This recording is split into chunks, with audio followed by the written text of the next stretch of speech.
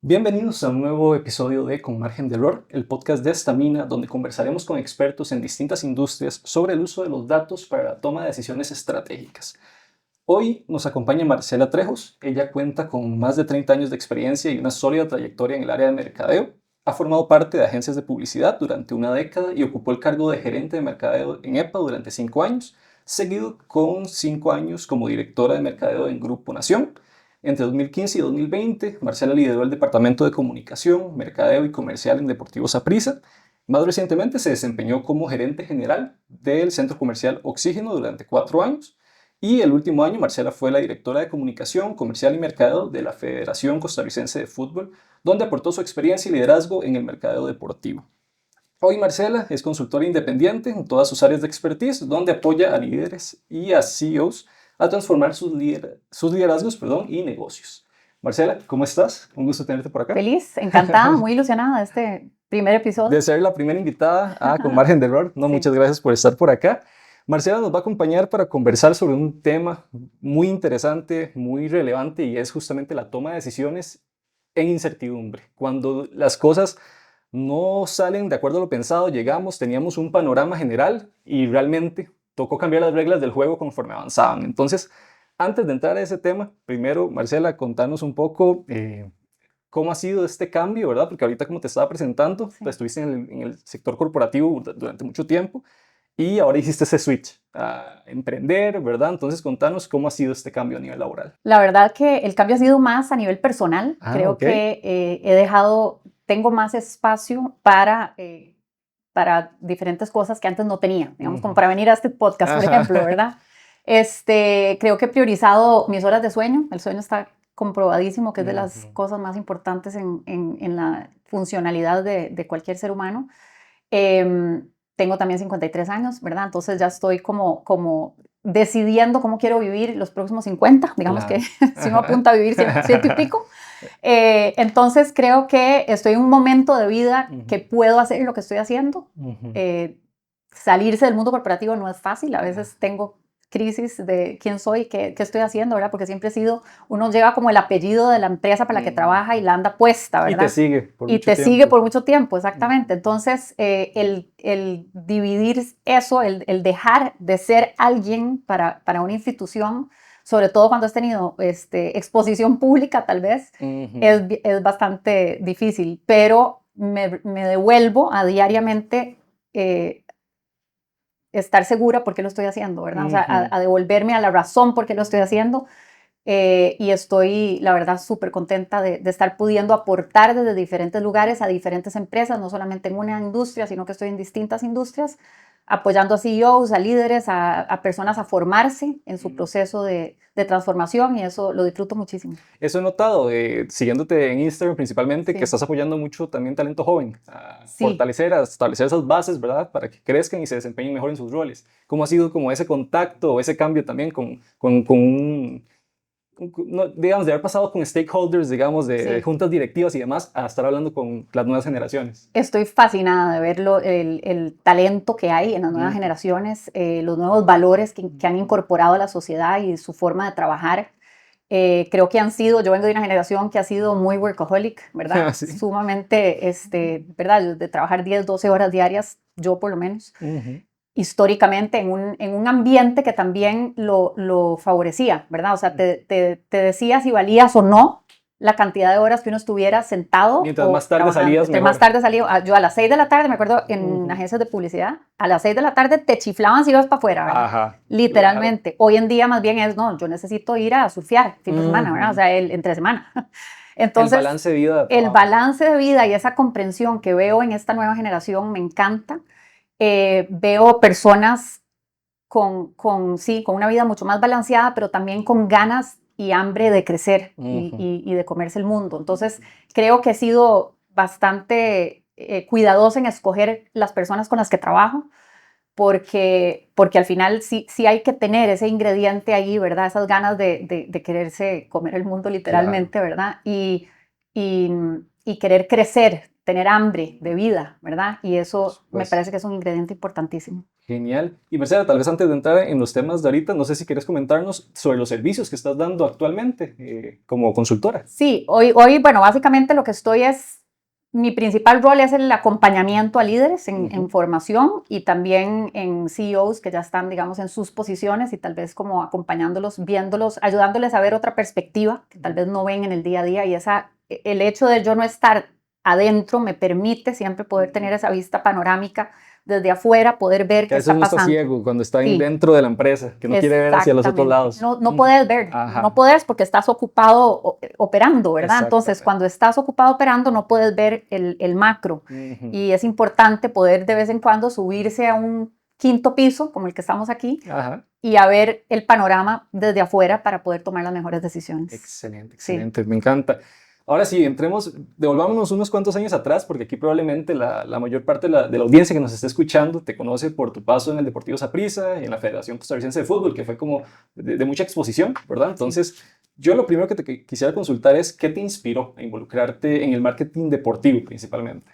Yo creo que yo llegué como por casualidad. Ok. De hecho, estoy segura que llegué por Ah, casualidad. Yo no sabía mucho de fútbol, de hecho no tenía mucho conocimiento, pero el hecho de entender que cuando uno trabaja en mercadeo, y como digo yo, yo llevaba ya 20 años de empujarle las marcas a la gente de ajá. alguna forma, pero luego te encontrás una marca que la gente está dispuesta a tatuarse en el cuerpo. Exacto. Entonces, es una oportunidad gigante, pero una gran responsabilidad, porque la forma en que la gente vive su club, incluso es muy diferente manejar un club o manejar una marca como Saprissa que manejar una marca como la Federación, que aunque la CL es de todos, es de picos, es de momentos, Ajá. ¿verdad?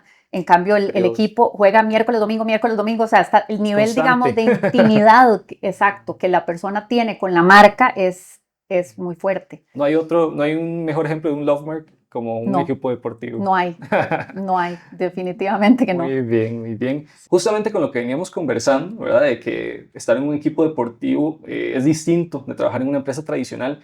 Desde la perspectiva del área de mercadeo en el fútbol, ¿qué cambia en la forma en que se toman decisiones? Cambia todo porque tenés los ojos del país entero, porque tenés la mitad del país, que es la afición, Sí. y la otra mitad que está pendiente de vos, ¿verdad? De alguna forma. El 80% de la gente sigue el fútbol, vos que Sí. sos de números, sí. Eso es de las cosas más importantes, es entender que el 80% de la población nacional sigue el fútbol nacional. Entonces, tenés una responsabilidad gigante de estar comunicando lo que el club está haciendo. A diferencia de una empresa, las personas que son aficionadas a un club sienten que el club les pertenece. Ajá. ¿Verdad? Así es. O sea, vos puedes tener, no sé, un banco que durante 30 años tuvo un CEO extraordinario y sale de la organización y no pasa nada. Nadie supo. Vos despedís a un jugador y te pueden quemar el estadio. Ajá, claro. Entonces, el entender, y por eso, porque el mercadeo se trata de eso, ¿verdad? De entender, de ponerse justamente en el lugar del cliente, justamente en el lugar del aficionado.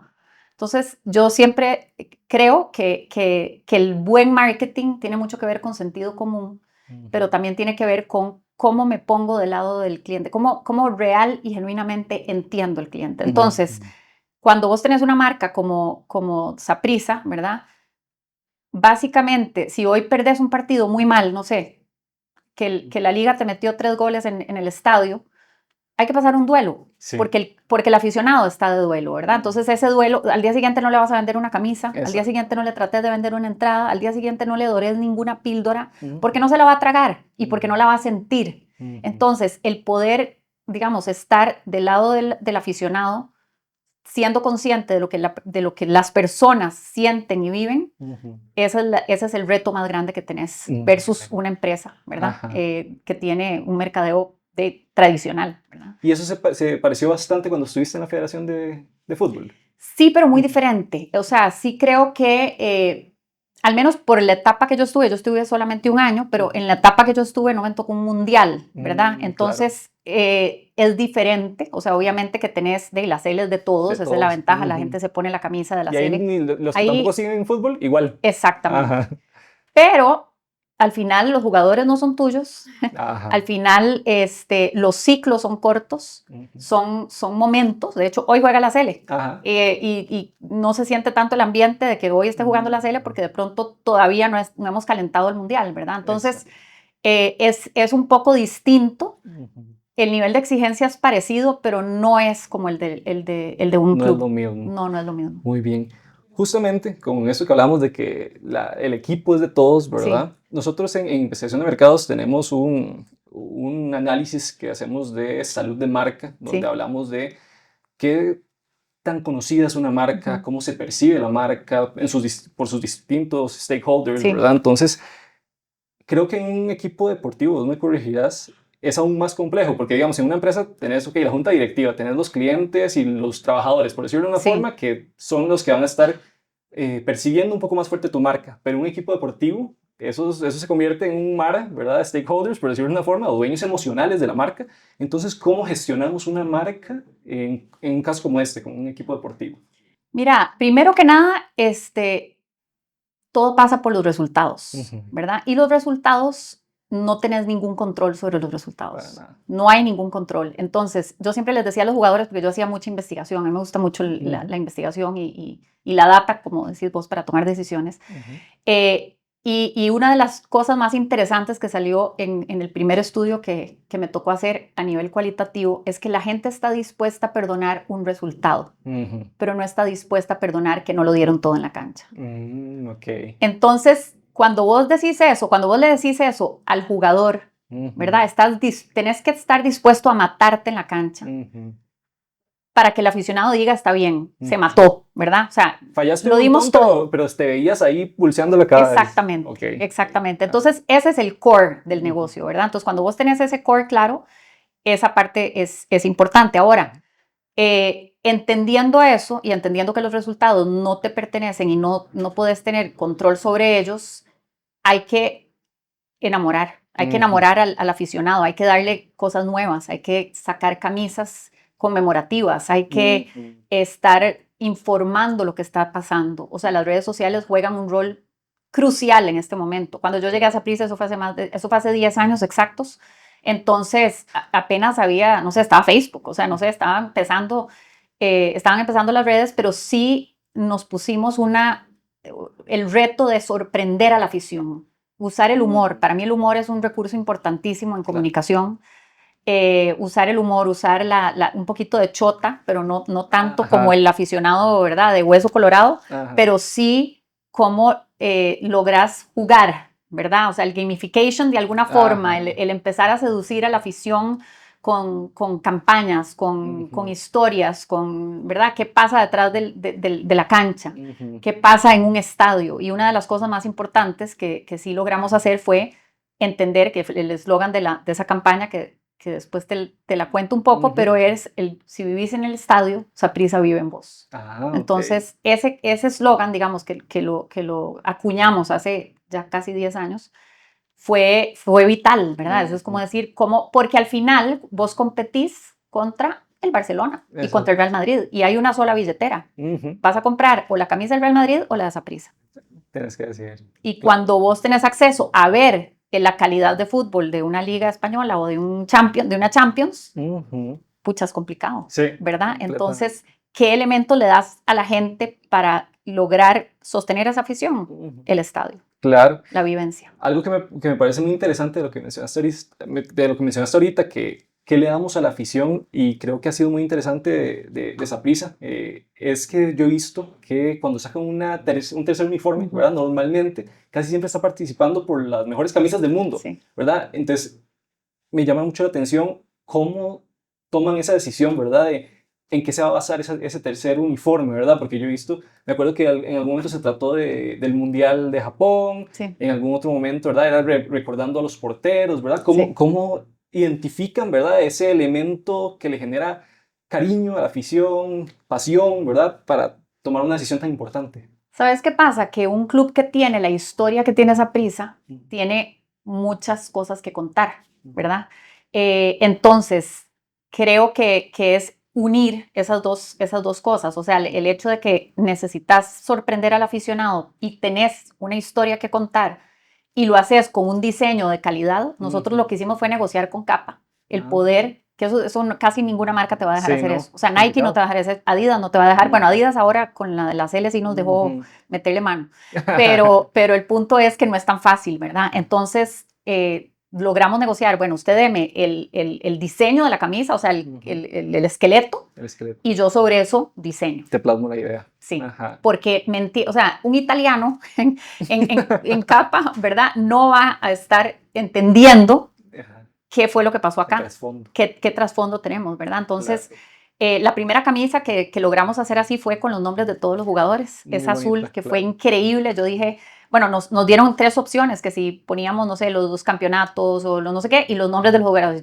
los nombres de los jugadores, porque eso es lo más íntimo que puede haber, ¿verdad? O sea, el tener un jugador, el nombre de un jugador, o sea, todas esas familias. Porque te pones a buscar, ¿dónde está tu jugador favorito? Exactamente. Imagínate, todas las familias porque tiene que haber jugado, no sé, 1 minuto en primera división con el Deportivo Saprissa. Nos fuimos a donde un historiador, que es don José Antonio Pastor. Él fue el que nos validó la lista, ¿verdad? Para estar seguros de que definitivamente todas las personas o todos los jugadores que habían pasado por Saprissa habían... Y de ahí, en 3 días se nos acabaron las camisas, ¿verdad? Reimprimimos y se nos volvieron a acabar, y reimprimí y se volvieron a acabar. Ese es un poco la estrategia que usamos. Sí. Está súper interesante. Sí. Y para cerrar esta parte en la que estamos hablando de marketing deportivo, ¿recordás alguna campaña o alguna activación con especial cariño, o más bien que haya sido demasiado estresante, ¿verdad? Que nos quieras comentar, y cómo fue el proceso para llegar a esa idea, si tuvieron datos de alguna forma también, si nos lo puedes contar. Hay dos para mí que son emblemáticas. Número 1, la campaña de El Ciego, no sé si te acuerdas de ¿sí? Losilla, era una persona que ya murió. Pero él vivía en Patarrá, tenía que agarrar 2 o 3 buses para llegar a ver los partidos. Wow. Él llegaba siempre con su radio, lo tenía que acompañar a alguien, porque él no podía ir solo porque no veía. O sea, él no veía, no sé, los 90% de cada ojo, era ciego. Entonces, justamente esa campaña que te digo de cuando vivís en el estadio Saprissa vive en vos, era como usted que vive, no sé, en Moravia o en Tibás o en... Puede vivir en Alajuela si quiere también. ¿Cómo usted no va a ir si este señor con todas las dificultades llega, ¿verdad? Con dificultades económicas, con dificultades de transporte, sin poder ver, va al estadio a ver el partido? Claro. ¿Cómo usted no va a ir, verdad? Entonces, ese era como el insight que tenía esa campaña. Claro. ¿Cómo llegamos a esa campaña? Fue, no sé, vimos 3 o 4 guiones antes de que quedara ese. Y ya cuando nos presentaron ese guión, dijimos... Es el correcto. Este es el guión. Esta es la historia. Muy bien, muy bien. ¿Y cuál es la otra que nos quieres contar? La otra es la del fútbol femenino. Con esa campaña, de hecho, nos ganamos varios premios de efectividad publicitaria. Básicamente, yo empecé a ver que las jugadoras estaban entrenando y jugando en condiciones deplorables. Usaban las camisas que sobraban de la primera división masculina, ni siquiera les hacían camisas. Entonces empezamos con un movimiento que empezó el 6 de marzo, el 8 de marzo, que es el Día Internacional de la Mujer, declarado por la ONU, ¿verdad? Que es el tema de visibilizar que todavía no estamos ahí en términos de equidad. Hicimos una campaña que se llamaba Lo que no se nombra no existe. Le quitamos la A a Saprissa durante 24 horas, nadie sabía qué era, fue como una campaña expectativa, y logramos que un montón de personas conocidas, o sea, no sé, María Luisa Ávila, Leonardo Garnier, o sea, tuvimos así un montón de personas que se sumaron a la campaña, quitándole la A, ¿verdad? A todo lo que se posteaba. Y lo que hicimos fue visibilizar la invisibilización de la mujer. Pero lo bueno de eso fue que logramos una serie, o sea, logramos con ese movimiento 9 patrocinadores para las chicas.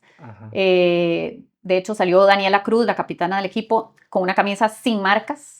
Y eso lo que quería decir era, entonces todos decían, ¿pero por qué no tiene marcas? Bueno, porque no hay marcas. Espacio. Exactamente, Claro. No hay marcas que hayan apostado. Entonces, bueno, eso fue el inicio de un movimiento. Empezamos a llenar estadios. En eso, desgraciadamente, se vino la pandemia. O sea, porque eso fue el 2019, que fue un éxito rotundo. Ya se vino la pandemia, yo me fui de Saprissa y entonces faltó como tal vez ese liderazgo de darle continuidad a la estrategia. Al proyecto. Claro, perfecto. Bueno, vamos a pasar a otro tema, ¿verdad? Siempre hablando de la toma de decisiones en la incertidumbre, y creo que no hay mejor ejemplo como el que vamos a conversar ahora, ¿verdad? Después de estar en Saprissa durante todos esos años, pasaste al centro comercial Oxígeno, ¿verdad? Y si no, me corregirás, pero yo creo que entraste 1 o 2 años antes de la pandemia. ¿Cuánto No, fue? entré días después de la pandemia, días En la después de pandemia. declarar, en media pandemia. Increíble. Bueno, Sí. justamente, ¿verdad? Yo creo que no hay mejor ejemplo, ¿verdad? De cómo Sí, tomar decisiones en un momento tan incierto sí. como fue la pandemia. Entonces, contanos un poco de esas estrategias que implementaron durante esos tiempos y cómo Ujú. llegaron, ¿verdad? En general, si nos contás un poco el panorama. Sí, el panorama estaba oscurito. Claro. Realmente era un activo muy valioso, eh, precioso, un lugar increíble de entretenimiento y de compras. Le faltaba, creo que, como terminar de dibujarse como un centro comercial. Estaba como un poco desdibujado desde el punto de vista de concepto, qué es Oxígeno, ¿verdad? Ok. Entonces eso era lo primero, pero bueno, claro, yo llego en pandemia, al principio yo entré nada más en el área de mercadeo, los primeros 3 meses, 4 meses estaba como gerente de mercadeo de todos los activos inmobiliarios de Cuesta Moras y luego me ofrecen la gerencia general de Oxígeno. Entonces Ok. fue para mí, bueno, un paso gigantesco, Ujú. pero o sea, la camisa no era grande, era gigante que me Enorme. quedaba, o sea, yo no tenía idea, Ajá. nunca había manejado, o sea, operaciones, seguridad, movilidad, Nunca he estado en esas áreas. jamás Increíble. en la vida. O Ajá. sea, mercadeo, comercial, después la parte finanzas, Finanzas. legal, ¿verdad? Un montón de cosas. Por supuesto que me dieron un apoyo increíble. Ujú. Y además recibimos el activo en un 57% de ocupación. O Ok. sea, fatal, El ¿verdad? reto Una estaba ocupación. El enorme. reto era Ujú. gigante. Y además la pandemia, ¿verdad? Ujú. Entonces, eh, Perdón, ¿y sí, cuánto tiempo llevaba Oxígeno haberse quedado antes de que llegaras? como un año y medio. ¿Verdad? Era muy Sí, reciente, yo sí, creo. era muy Ujú. reciente, pero no habían logrado, digamos, llegar a la ocupación total, Claro. claramente no. Y habían muchos retos ya de por sí Ujú. del activo propiamente. Pero cuando nos toca la pandemia, ¿verdad? Una de las cosas, yo un día ahí estaba hablando con Diego Delfino, el periodista, que Ujú. es muy amigo, y él me decía una cosa que fue lo que me disparó y me motivó, que decía, porque yo le decía, es que no hay alianzas públicos-privadas. No. Y él decía, lo que pasa es que la gente no está entendiendo qué es lo que la empresa privada está poniendo en la mesa. ¿Qué es lo que Sí. estás poniendo? ¿Qué estás ¿Cómo estás poniendo? ayudando ¿Cómo estás pues, ayudando desde tu lugar? ¿Verdad? ajá. Entonces, eso me detonó y yo dije, tenemos que poder vacunar. Ujú. Em, yo vi que eso lo estaban haciendo a nivel internacional. Yo en Estados Unidos estaban utilizando los moles para vacunar y aquí Ok. no se podía porque solamente podía ser, pero acuérdate que habían un montón de vacunas, Sí. pero no se podían aplicar todas las vacunas porque no había suficientes espacios. Y Qué mejor nosotros que el espacio que dijimos, tenían. este es el espacio. Claro. Yo hice un tweet, así Ajá. empezó todo, o sea, fue una locura. Yo hice un Con un tweet, tweet. con un tweet empezó, sí. Ok. De hecho, con esa campaña también nos ganamos un premio de efectividad publicitaria, Wow. un oro en los EFIs. Ajá.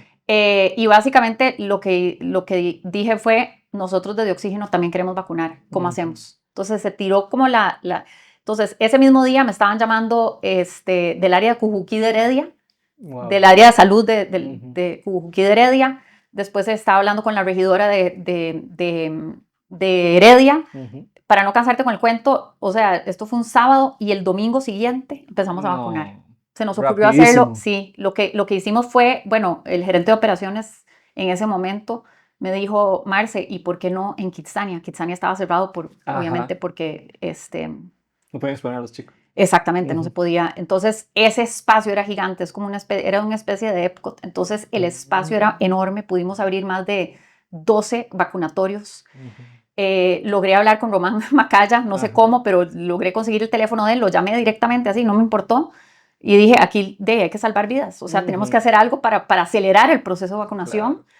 Y bueno, inauguró la vacunación, la inauguró el presidente Carlos Alvarado, Ajá.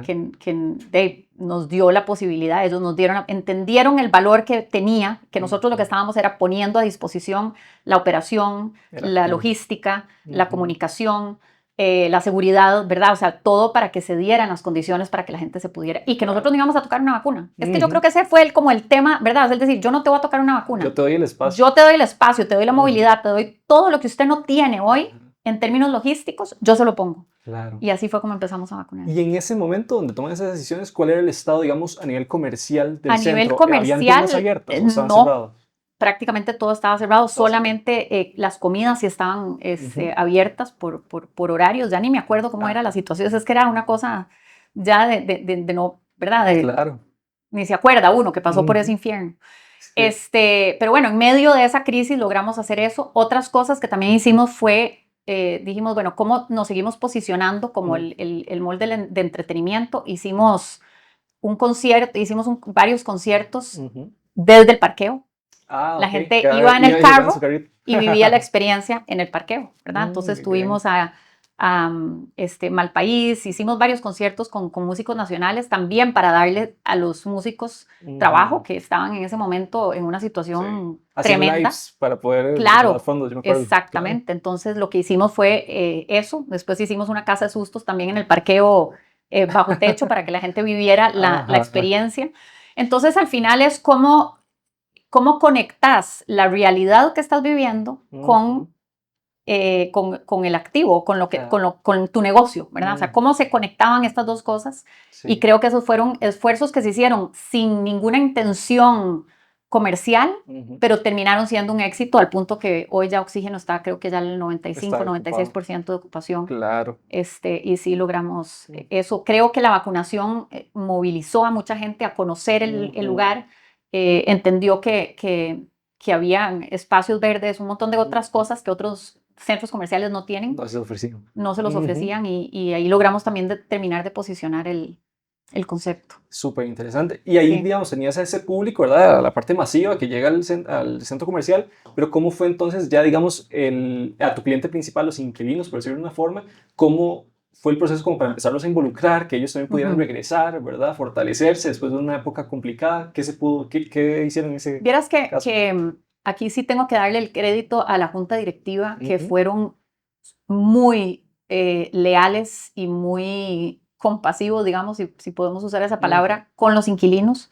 No les cobramos alquiler, nada más cobrábamos la tarifa de operación para básicamente poder operar, porque obviamente que muchos contratos, los contratos no tenían una pandemia en el medio, No, ¿verdad? Entonces, nadie se imaginaba nadie se imaginaba eso. esto, entonces logramos sostener eso y nos pusimos del lado de ellos y a la fecha yo todavía tengo inquilinos y, ¿verdad? Personas dueñas de negocios que me dicen, yo me acuerdo cuando ustedes nos dieron la mano. Ujú, el Entonces yo apoyo. pienso que las marcas que hacen eso, o sea, las empresas que hacen eso, que se acuerdan de vos en los lugares, en los momentos complicados y te dan la mano y te ayudan a pasar la calle, es invaluable Sí, el valor, y vos que estudias mucho el tema de las, valor de marca, el valor emocional que hay asociado claro, a esa marca, perdura, perdura mucho más. definitivamente. Justamente, ¿verdad? Hablando igual todavía del tema de marcas, ¿cómo Sí. logramos diferenciar y posicionar una marca durante una época tan complicada para tantas personas, ¿verdad? Donde la gente está preocupada por su familiar que tal vez está sufriendo, ¿verdad? Por las consecuencias de la enfermedad, que tal vez está en el hospital, ¿verdad? ¿Cómo durante tanto ruido, ¿verdad? Que Ujú, todos los días haya conferencia al ujú. mediodía, ¿cómo ante tanta situación, tanta bulla que había, logramos posicionar una marca Qué al buena mismo tiempo? pregunta, muy buena pregunta. Yo pienso que hay que tener, para hablar en términos futbolísticos, Ajá. que casi siempre recurro a ellos, lectura de juego. Ok. Lectura de juego significa que hoy las personas están muy conscientes del oportunismo que usan algunas empresas, Ujú. ¿verdad? El usar el oportunismo lo lees, ¿verdad? Si sentís que estás aprovechándote del momento para Mm. sacar un producto, ¿verdad? La Eso gente ya automáticamente lo lo vas a sabe. rechazar, Ujú. sobre todo hoy en día, porque hoy en día se busca muchísimo la autenticidad, ¿verdad? La vulnerabilidad, Sí. el Y ser nunca habías estado tan honesto. expuesto en general. Con Exactamente. TikTok ahora que todo, digamos, Todo queda todo está expuesto, expuesto. todo queda Claro. expuesto. Entonces, hay que tener mucho cuidado. Yo pienso que las marcas que se devuelven a sus valores Ujú. y actúan desde esos valores van a hacer toda la diferencia. Claro. El lograr posicionar, digamos, nosotros, por ejemplo, lo que hicimos desde Oxígeno fue generar contenido. Ujú. Generábamos historias, cuentos de Navidad para niños, cuentos, Ah, Navidad bien no, interesante. digamos, cuando fue el Día del Niño, Ajá. hicimos una obra de teatro que la hacíamos llegar a través del live, ¿verdad? Ujú. Entonces, cómo usted entretenía a sus hijos desde su casa, porque yo no le puedo decir que venga al No, mall, no puedo obvio. decirle que venga, ¿verdad? Mm. Y un mall vive del tráfico, entonces no Exactamente. puedes tener tráfico, bueno, ¿cómo haces? Entonces llevas el tráfico a otro lugar a que consuma tu contenido, ¿verdad? Ajá. Entonces, creo que eso sí lo hicimos Ujú. bastante bien en el sentido de tener esa lectura de qué necesitaba la gente. Hicimos también Ujú. unos cortos con René Montiel, me acuerdo que básicamente le daba consejos a la gente de qué hacer en este momento de pandemia, cómo utilizar el tiempo, cómo entretenerte y demás. Sí, cómo aprovechar al máximo. Cómo aprovechar al máximo y creo que el darle también, les dimos visibilidad a las marcas que estaban en Oxígeno, que tenían su propio e-commerce, bueno. los tirábamos a un lugar donde podían comprar. Entonces, el darle también la mano a los inquilinos para que ellos pudieran también obtener ganancias a pesar del momento que estaban viviendo fue fundamental. Claro, claro. ¿Y recuerdas en este periodo alguna decisión que haya sido así como muy complicada de tomar? Algo que haya dolido un poco, ¿verdad? No sé si había que cerrar no sé si alguna tienda tenía que cerrar o tenían que, no sé, no dar acceso a cierta atracción, no sé, algo que haya dolido un poco tomar esa decisión de cerrarlo. Cerrar Kitsania. Kitsania. Fue una decisión muy dura, muy difícil, porque hubo que dejar a mucha gente sin trabajo. Que eso es la parte que más duele, ¿verdad? ¿Te acuerdas cuánta gente había en ese momento? Como 115. No, increíble. 115 personas. Claro.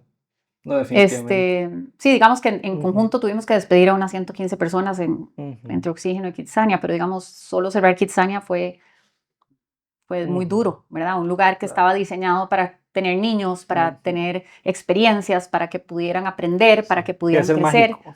Era mágico y tuviste que apagarle la magia al lugar. Muy duro. Muy complicado. Muy duro. Y a raíz de la pandemia, ¿identificas algún principal cambio en el comportamiento del consumidor?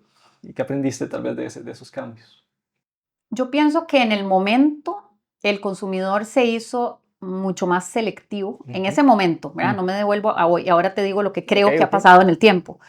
En ese momento el consumidor se hizo mucho más, o sea, estaba mucho más alerta a qué comprar, a qué no comprar. Estábamos sobreviviendo como sociedad, estábamos como mundo, el mundo estaba viendo cómo sobrevivía. Entonces creo que se priorizó, por ejemplo, el hecho de que las cosas estuvieran desinfectadas, ¿verdad? O sea, como que esa categoría, por ejemplo, cobró mucho más relevancia en ese momento. Creo que ya se nos olvidó. Sí. Creo que se nos olvidó. Yo creo que es una reacción muy humana, ¿verdad? Como de olvidar lo feo que nos pasó. Sí. ¿Verdad? Dejarlo en el pasado. Sí, creo que sí. Creo que es muy humano eso. No voy a juzgar a todo el mundo, ¿verdad? Incluida yo. Pero creo que sí se nos olvidó por lo que pasamos. Porque creo que en ese momento estábamos siendo más conscientes de lo que teníamos. Le dimos más valor a la vida, le dimos más valor a las conexiones, le dimos más valor. No sé, digamos en mi familia, nosotros todos los viernes hacíamos lo que llamábamos un Zoom wine, que era como un Zoom con un vinito, toda la familia, o sea, ¿verdad? Y nos juntábamos en ese momento y después de que lo dejamos de hacer, nos juntamos físicamente, pero tal vez no es lo mismo, o sea, o no tenés esa sensación de que cada una tenía que ir contando lo que le había pasado en el día, no sé, o sea, es una dinámica, pero creo que es inherente al ser humano, el tener la resiliencia, ¿verdad? O sea, el pasarle por encima las cosas y decir, bueno, ahora ya vivo otra vez en esta. A mí me duelen, digamos, personas que tal vez no cambiaron su esencia o no profundizaron en ese tiempo. Sí, eso sí, veo que hay gente como que de verdad como que la pandemia no les pasó. No pasó por ellos. Sí, me parece que sí. Muy bien. Bueno, quiero que hagamos una breve dinámica, porque aquí pues me gusta aprovechar cuando tenemos una invitada en este caso, que ha tenido tanta experiencia en variedad de industrias, ¿verdad? Todas muy distintas a la otra. Entonces lo que voy a hacer es irte mencionando algunas frases y que con esto quiero que me digas a cuál industria la relacionas, si quieres decir, o más bien a la empresa donde más te identificas con esa situación que esté describiendo y el por qué. Entonces, puedo hacer el ejemplo, ¿verdad? Por decirte algo, ¿cuál es la industria más competitiva en la que has estado o en la empresa como donde el mercado fuera más competitivo y por qué? El más competitivo del fútbol. El fútbol. Sin duda. Más agresivo. Sí, más... sí, obligados a ganar. Obligado a ganar. Miércoles, domingo, usted está obligado a ganar. ¿Y te sientes que también el departamento de mercadeo como tal competía? Sí. Con los demás, como si fuera otro partido, digamos. Sí, lo que pasa es que siempre íbamos adelante. Muy bien. Sí, siento que sí llevábamos la delantera ahí, ¿verdad? Por el equipo que teníamos, o sea, la creatividad brotaba y estábamos arriba de todo, pero claro, una competitividad tremenda. Directa. Tremenda. Sí. Claro, sí. ok. Muy bien, ¿cuál ha sido la industria más divertida o entretenida en la que has estado? El fútbol. El fútbol. Sin duda. Sí. Divertido estar Sí. en eso. Sí, Okay. muy divertido. Sí. Muy bien. Industria más cambiante, más dinámica podría ser. La más cambiante de las que he estado. La ferretería, o sea, me tocó, como estuve en EPA, me tocó el momento ferretero, digamos, de pasar del mostrador al autoservicio. Okay. Entonces, el cambio fue muy radical y EPA fue el que trajo ese cambio al escenario, digamos, esa experiencia en Costa Rica. Entonces, sí creo que hubo un cambio de comportamiento muy fuerte. Entonces, el cambio que viví, digamos, de uno al otro fue fuerte. Fue fuerte, sí. Claro. Sí. ¿Alguna industria donde consideres que es más complicado tomar decisiones o es como más lento el proceso para tomar decisiones? En general, retail. Retail. El retail. Siento que el retail para mí, mis 5 años más duros, laboralmente hablando, fueron los de EPA, por haber estado en retail. Muy bien. Se mueve a una velocidad muy grande y hay muchos elementos que hay que estar viendo en el día a día, ¿verdad? O sea, tienes que ver el margen, tienes que ver la rotación, tienes que ver el tráfico, tienes que ver las transacciones, tienes que ver el ticket promedio, la cantidad de CKUs, o sea, es muy complejo. Y si tenías un competidor al lado que está matándote, ¿verdad? O te está ahorcando, tenías que tomar decisiones ¿verdad? Con más velocidad, entonces sí consume mucho tiempo. Y ahí la inteligencia de datos, me imagino que es fundamental. Vieras que, o sea, como cuando yo estuve ahí, no había tanta inteligencia. No, es que eso fue hace muchos años. Okay. Sí, eso fue hace como casi 20. Bueno, sí, todavía no estaban tan de moda No. Muy bien. Pero me imagino que más bien ahora sería una Ahora debe ser pura data. Sí. O sea, hoy en día todo se debe tomar. Definitivamente todas las decisiones me imagino que, y más normalmente cuando vas a pagar siempre te identifican por el número de cédula y demás. Tiene que haber una gran cantidad de datos que se pueden utilizar para comprender al consumidor. Hoy en día deberían estar, pero en ese momento era muy difícil. Claro. Todavía no. Todavía no estábamos en ese punto. No. Muy bien. Industria con el consumidor más exigente. Fútbol, sin lugar a dudas. Sin lugar a dudas. Muy bien. Sí. Industria donde estuviste fuera de tu zona de confort. Centro Comercial Oxígeno. En el rol de gerente general. En un rol de gerencia general. Sí. Yo me exploté completamente. Muy bien. Logré armar un equipo, salimos adelante y se lograron los resultados, pero a un costo alto. ¿Y consideras que en ese punto ya tenías desarrolladas como las habilidades de liderazgo necesarias? No las tenía. ¿Qué hiciste? A huevo, las desarrollé a huevo. O sea, a golpes. Lo que sí tenía claro era que hay que armar un muy buen equipo, ¿verdad? Usted tiene que tener en el equipo el mejor defensa central, el mejor delantero, el mejor contención, el mejor portero, por la plata que usted puede pagar, ¿verdad? Por el presupuesto que usted tiene, no se vale que usted no tenga el mejor equipo posible, porque su eslabón más débil habla de usted. Exacto. O sea, tu eslabón más débil habla de vos. Entonces, para mí, no es negociable no tener un equipo de alto rendimiento. Entonces, yo tenía también presupuesto para lograr armar un equipaje. Ese Dream Team. Un Dream Team. Y lo armé y es extraordinario. Ahí están todos, todavía. Yo creo que hay una frase, no me acuerdo quién la dice, de que si uno está en un cuarto con gente donde sos la persona más inteligente, estás en el lugar cuarto equivocado. Sí. Donde tiene que más bien agregarte valor. Exactamente. A los demás. Sí, hay algo que yo siempre, ¿verdad? Trato de aplicar a la vida laboral es, yo nunca voy a ser la mejor en nada, ¿verdad? Pero tengo que buscar al mejor financiero, tengo que buscar a la mejor comercial, al mejor mercadólogo. De hecho, la persona de mercadeo era mejor que yo en mercadeo, a pesar de que esa era mi fortaleza, digamos. Interesante, sí. Pero yo creo que traje a alguien que era mejor que yo todavía. Y el conjunto de esos talentos, el lograr, digamos, que el conjunto de esos talentos armonicen y vayan por un sueño, ¿verdad? Y quieran llegar a ese ideal que uno traza, es eso lo más importante, porque la gente trabaja por convicción de llegar, no por látigo, ¿verdad? No por exigencia. Y para mí la mejor definición de liderazgo es autoridad concedida, que es cuando la gente te concede la autoridad porque la tenés, porque quieren seguirte, no porque soy el gerente general, soy el dueño de la empresa, ¿verdad? Por supuesto. Entonces, para mí eso... Y ahí me parece que es fundamental también la cultura que logras generar en la empresa. Total. Si no tienes esa apertura o compartes esa visión, imposible llegar a ese resultado que Y es que la cultura es de la cabeza hacia abajo. O sea, no hay vuelta de tuerca con eso, ¿verdad? O sea, Ujú. definitivamente la cultura, porque si no se forman un montón de subculturas, Ajá. ¿verdad? Cuando no hay un liderazgo claro y no hay una cultura que se viva y se, ¿verdad? Y permee Y hacia el permee, resto. exactamente. Claro, Sí, excelente. Dos más, industria con sí. mayor resistencia al cambio. Con mayor resistencia al cambio. Donde las tendencias decían hay que ir por este camino y por más de que tratábamos de hacer énfasis, costaba hacer ese switch. Honestamente, Ujú. ninguna. No, No. no te has encontrado con una De que resistencia al quisiera. cambio, Ajá. todo el mundo tiene una resistencia al Sí. cambio. Puede ser que la federación, Ajá, ok. Sí, puede ser. puede ser. La Costar ahí un federación poco cambiar la idea. como organismo, Ajá, un muy poquito bien. resistente al Un cambio. poco resistente, Sí. ok. Y la última, industria donde fue más difícil dar importancia o hacer ver el valor de la investigación de mercados o el uso de data en general para tomar decisiones.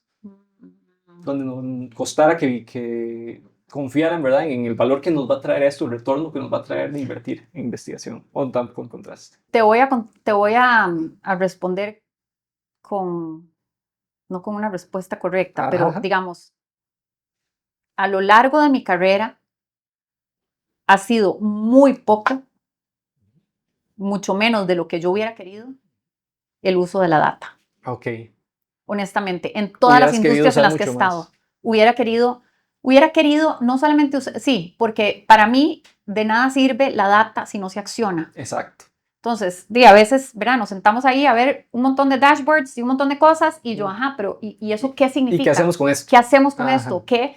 Ahí es donde siento que las empresas están, pero muy faltantes de personas que tengan esa visión. Yo supongo que los bancos están volando, yo supongo que hay industrias que están Ujú. muy desarrolladas.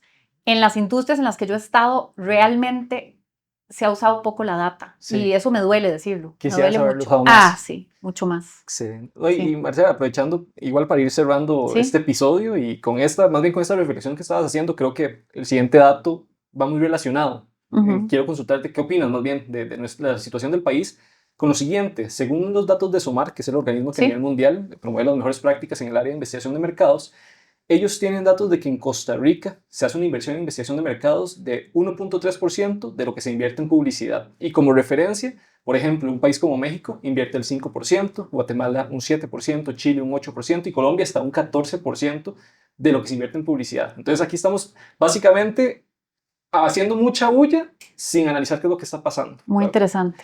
¿Qué opinas de esa situación De como ahí me país? parece muy triste. Me Ujú, parece que eso es un indicador de falta de evolución. ujú, Así de sencillo. O sea, sí, falta y más ahora. O sea, es ujú. decir, no se vale Con la no cantidad hacer de investigación. opciones que hay. Por supuesto que Ujú, sí. Yo, digamos, a las dos empresas más grandes, digamos, que estoy apoyando en este momento, ujú, lo primero que les dije es, tenemos que hacer investigación de mercados. ujú. Hicimos 2 investigaciones para poder validar Claro. conceptos, para poder entender a dónde estamos parados, para poder tomar decisiones con base a cuál es la foto que hay hoy de la marca, del producto, Ujú. de la competencia, de cómo piensa la gente. O sea, es que sin eso, ¿cómo Vas a ciegas. vas a ciegas? Ujú. Chocas contra Completamente. pared eventualmente. Sí, pero hay Ujú, una resistencia ujú, a invertir en eso y creo que es porque,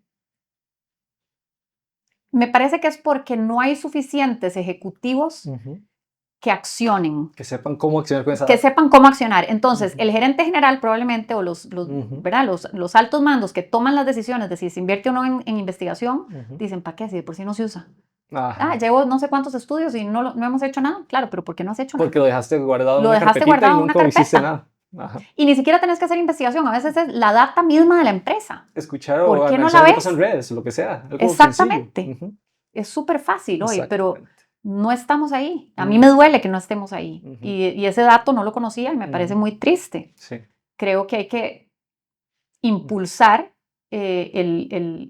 el uso de la información, o sea, el cómo utilizar. Tal vez las empresas deben ujú, acceder a cómo se usa esa información. ujú. Eso es lo que creo Prepararse que para poder tienen que utilizar esa prepararse para información. poder utilizarla. Porque a fin de cuentas puede que nos reste Sí, competitividad con sí, otros países, ¿verdad? Que sin duda. estamos queriendo, cuando queramos exportar y Sí. demás. Si no estamos haciendo investigación aquí, no me quiero imaginar cuando están tratando de exportar empresas, por ejemplo. Imagínate. Ujú. Exactamente. Bueno, no, la Bueno, idea es que estas reflexiones, ¿verdad? sí, Sirvan para que todos nuestros oyentes también justamente valoren en sus empresas qué estamos haciendo para entender mejor lo que está sucediendo en el mercado, cómo utilizar eso más en situaciones de incertidumbre, ¿verdad? Porque sí, muchas empresas piensan que estamos en una situación complicada, entonces no gastemos nada, cuando más bien hay que pensar, ok, ¿cómo le damos la vuelta a la situación? ¿Cómo exactamente. cambiamos nuestro rumbo? Pero no, Marcela, muchas gracias más bien por haber participado en Gracias a este vos. episodio, fue súper valioso y pues ojalá podamos colaborar también más adelante. Buenísimo, me encanta. Muy rica conversación. Muchas gracias, Marcela. Gracias.